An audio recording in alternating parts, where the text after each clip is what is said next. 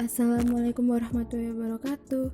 Gimana nih kabar semuanya? Semoga dalam keadaan baik ya, walaupun di rumah aja. Nah, jangan lupa untuk tetap jaga kebersihan dan terus berdoa agar virus corona ini segera berlalu. Nah, pada kesempatan kali ini saya akan membahas tentang taat, ikhlas, khauf, dan taubat. Di sini ada mind maps yang sudah saya siapkan. Dalam mind maps tersebut, kita akan belajar tentang taat, ikhlas, khauf, dan taubat.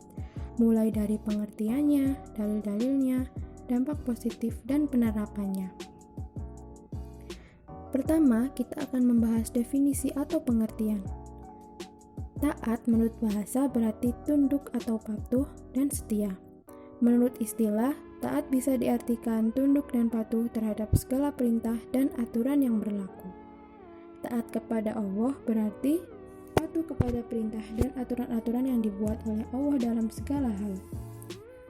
Yang kedua yaitu ikhlas. Secara bahasa, ikhlas bermakna bersih dari kotoran. Sedangkan secara istilah, ikhlas berarti mengharap ridho Allah semata dalam beramal, sebagai wujud menjalankan ketaatan kepada Allah dalam kehidupan dalam semua aspek. Yang ketiga yaitu khauf. Khauf berasal dari bahasa Arab yang berarti takut, resah, khawatir, atau cemas.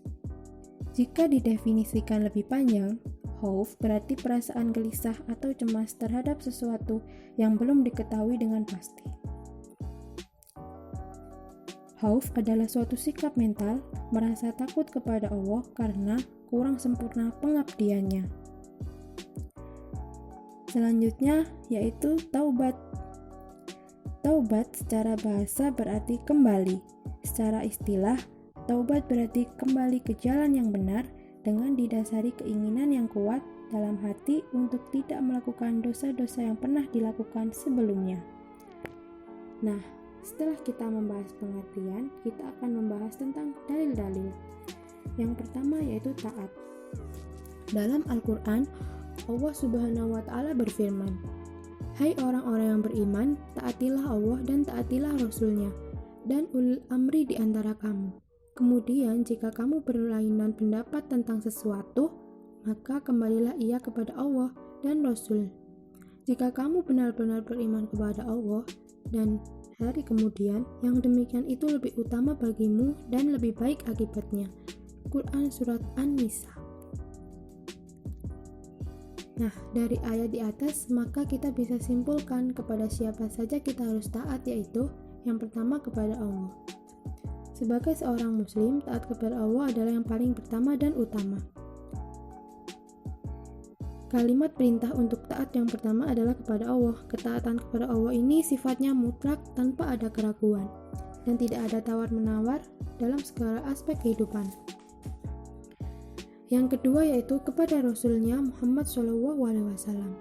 Ketaatan yang kedua adalah ketaatan kepada Nabi Muhammad. Ketaatan ini pun mutlak sebagaimana ketaatan kepada Allah.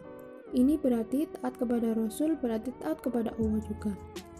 Rasulullah bersabda dari Abu Hurairah, Rasulullah SAW bahwa beliau bersabda, "Barang siapa mentaatiku, sungguh dia telah mentaati Allah. Barang siapa bermaksiat kepadaku, maka dia telah bermaksiat kepada Allah." Hadis riwayat Muslim. Yang ketiga yaitu taat kepada ulil amri atau pemerintah. Ketaatan yang ketiga adalah perintah taat kepada pemimpin. Hanya saja ketaatan kepada pemimpin ini tidaklah mutlak, tetapi mempunyai syarat, yaitu selama pemimpin tersebut berpegang kepada kitab Allah dan Rasul-Nya. Apabila pemerintah ulil amri itu bertentangan dengan perintah Allah dan Rasul-Nya, maka kita tidak dibenarkan untuk mentaatinya. Selanjutnya yaitu ikhlas. Allah Subhanahu wa Ta'ala berfirman, "Katakanlah sesungguhnya sholat, ibadah, hidup dan matiku hanyalah untuk Allah, Tuhan semesta alam." Quran Surat Al-An'am ayat 162. Artinya, menjaga niat ikhlas semata-mata karena Allah dalam menjalankan segala amalan merupakan syarat utama diterimanya amalan tersebut. Yang selanjutnya yaitu khauf.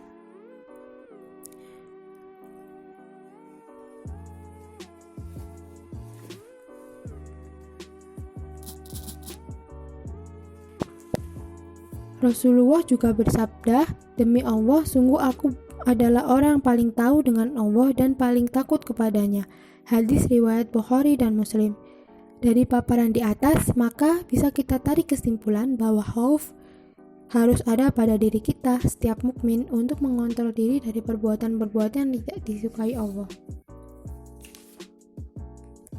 Yang selanjutnya yaitu taubat.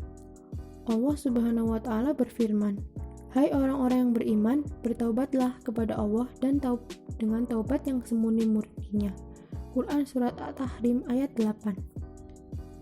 Nabi juga bersabda, dari Anas dia berkata, Rasulullah SAW bersabda, "Semua Bani Adam pernah melakukan kesalahan, dan sebaik-baik orang yang salah adalah yang segera bertaubat."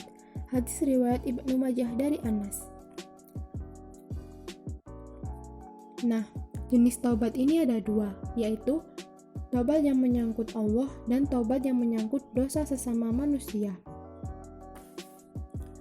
Selanjutnya, kita akan membahas tentang dampak positif dari perilaku taat, ikhlas, khauf, dan taubat.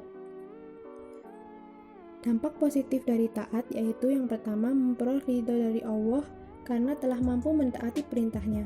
Yang kedua yaitu memperoleh kepuasan batin karena telah mampu melaksanakan salah satu kewajiban kepada Allah. Yang kedua yaitu ikhlas. Dampak positifnya yaitu amalan diterima di sisi Allah Subhanahu wa taala. Yang kedua, menumbuhkan motivasi yang kuat untuk selalu berbuat baik. Yang ketiga yaitu khauf. Dampak positifnya yaitu dapat menjaga diri dari melakukan perbuatan dosa.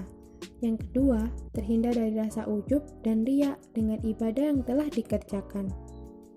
Selanjutnya yaitu taubat.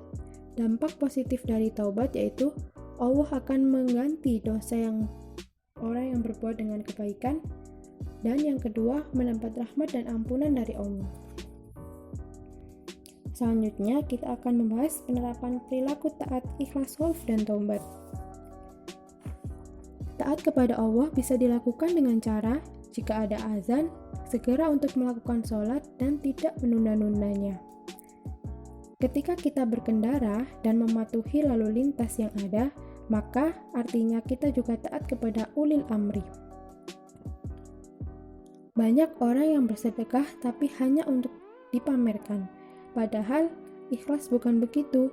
Ikhlas adalah niat mengharap ridha Allah semata dalam beramal. Selanjutnya yaitu taubat.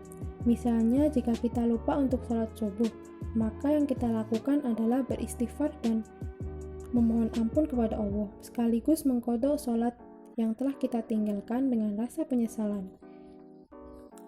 Jika kita pernah mengunjing seseorang atau ghibah dan lain-lain, sebaiknya memohon maaf kepada yang bersangkutan. Itu adalah termasuk taubat kepada sesama dosa manusia. Nah, mungkin sekian yang dapat saya sampaikan. Semoga bermanfaat. Wassalamualaikum warahmatullahi wabarakatuh.